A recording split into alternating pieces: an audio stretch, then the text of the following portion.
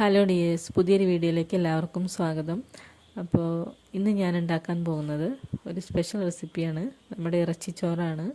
അപ്പോൾ ഇറച്ചിച്ചോറ് ഉണ്ടാക്കുന്നത് നമുക്ക് ചില ദിവസങ്ങളിലൊക്കെ ഉച്ചയ്ക്ക് നമുക്ക് സാധാ ചോറും കറിയൊക്കെ കഴിച്ച് കഴിഞ്ഞാൽ നമുക്ക് ഈവനിങ്ങിലേക്ക് ഒരു പ്രത്യേകമായിട്ട് അല്ലെങ്കിൽ സ്പെഷ്യൽ എന്തെങ്കിലും വേണമെന്നോ അല്ലെങ്കിൽ കുട്ടികൾക്കൊക്കെ പറയുകയാണെങ്കിൽ നമുക്ക് പെട്ടെന്ന് ഉണ്ടാക്കിയെടുക്കാവുന്ന ഒരു ഐറ്റമാണ്. അതുപോലെ തന്നെ വീട്ടിലെ ഈ ഒരു റൈസും കൂടി ഉണ്ടെങ്കിൽ നമുക്ക് പെട്ടെന്ന് ഉണ്ടാക്കിയെടുക്കുകയും ചെയ്യാം. അപ്പോൾ ഇതെങ്ങനെ ഉണ്ടാക്കുന്നതെന്ന് നമുക്ക് നോക്കാം. അപ്പോൾ അതിനായിട്ട് ആദ്യം കുറച്ച് ചിക്കൻ, നമ്മൾ ബോൺലെസ് പോലെ രണ്ട് രീതിയിലായിട്ടുള്ള ചിക്കൻ ഇതിലുണ്ട്. അപ്പോൾ അതിലേക്ക് ഇത് ഒരു 250 ഗ്രാമോളം ഉണ്ടാവും. അതിലേക്ക് കുറച്ച് മഞ്ഞൾപ്പൊടി, ഉപ്പ്, അതുപോലെ തന്നെ മുളക് പൊടി, ചിക്കനിലേക്ക് മാത്രമായിട്ട് ഉള്ള കുറച്ച് മുളക് പൊടി ഇട്ട് കൊടുക്കാം. എന്നിട്ട് ഇതൊന്ന് നന്നായിട്ട് ഇളക്കി കൊടുത്ത് കുറച്ച് നേരം മാറ്റി വയ്ക്കാം.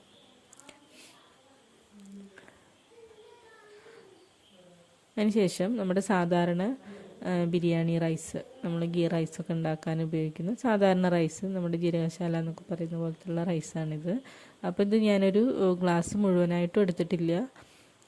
ഇത്രയും നമ്മൾ എടുത്തു കഴിഞ്ഞാൽ നമുക്കൊരു 3 പേർക്ക് ഒരു നേരം കഴിക്കാനുള്ളത് ഉണ്ടാവും. അത് വെള്ളത്തിലിട്ട് കുതിർക്കാനായിട്ട് വെക്കാം. പിന്നെ ഒരു കുക്കറിൽ കുറച്ച് റിഫൈൻഡ് ഓയിൽ, നമ്മുടെ സൺഫ്ലവർ ഓയിൽ കുറച്ച് ഒഴിച്ച് കൊടുത്തിട്ടുണ്ട്. അതിലേക്ക് പട്ട, അതുപോലെ തന്നെ ഗ്രാമ്പു, 2-3 ഏലക്ക, ഇതൊക്കെ നമുക്കിതിലേക്ക് ഇട്ട് കൊടുക്കാം.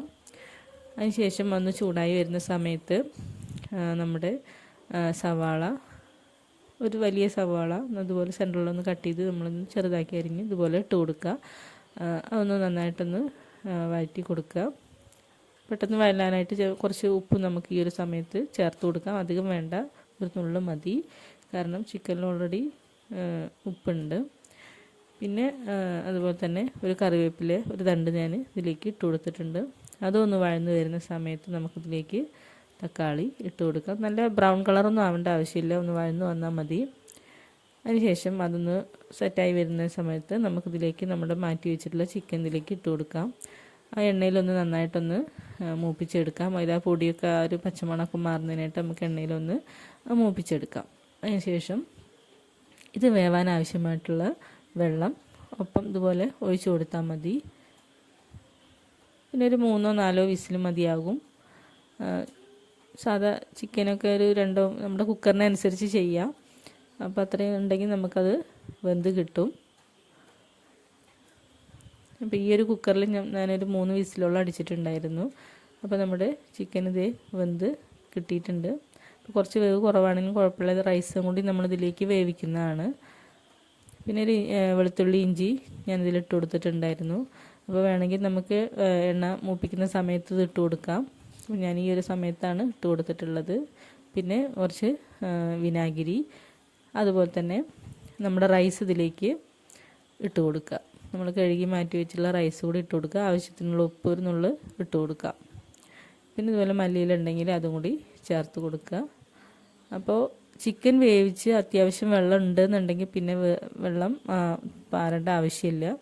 കുറവാണെന്നുണ്ടെങ്കിൽ കുറച്ച് ഒഴിച്ച് കൊടുത്ത് 2 വിസിലടിക്കാം. അപ്പോൾ ഇത്രയും ഒരു 2 വിസിലാകുമ്പോഴേക്കും നമ്മുടെ ചിക്കൻ അല്ലെങ്കിൽ ഈ ഒരു റൈസ് എല്ലാം വന്ന് നല്ല സെറ്റായിട്ട് കിട്ടിയിട്ടുണ്ടാവും. അപ്പോൾ വളരെ ടേസ്റ്റിയാണ്. നമുക്ക് വളരെ പെട്ടെന്ന് ഉണ്ടാക്കിയെടുക്കുകയും ചെയ്യാം. ഇനിയിപ്പോൾ വേണമെന്നുണ്ടെങ്കിൽ അണ്ടിപ്പരിപ്പ് മുന്തിരിയൊക്കെ ഇട്ട് നമുക്ക് കുട്ടികളെ ബിരിയാണിയാണെന്ന് പറഞ്ഞ് പറ്റിക്കുകയും ചെയ്യാം കേട്ടോ.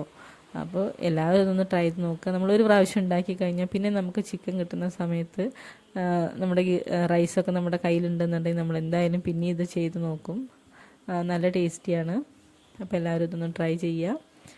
വീഡിയോ ഇഷ്ടമായെങ്കിൽ ലൈക്ക് ചെയ്യുക. അതുപോലെ തന്നെ ആദ്യമായിട്ട് കാണുകയാണ് നമ്മുടെ ചാനൽ എന്നുണ്ടെങ്കിൽ ഒന്ന് സബ്സ്ക്രൈബ് ചെയ്യുകയും ചെയ്യുക, സപ്പോർട്ട് ചെയ്യുക. Thank you.